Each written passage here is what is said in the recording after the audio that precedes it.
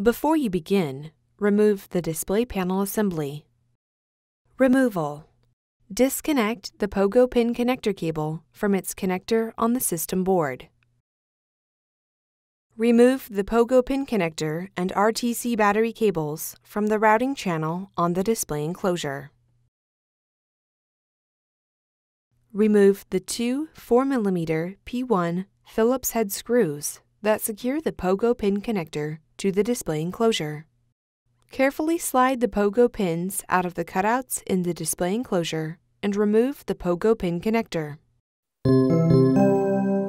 Replacement.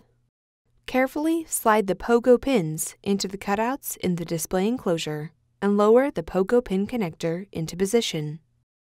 Replace the two 4mm P1 Phillips head screws that secure the POGO pin connector to the display enclosure.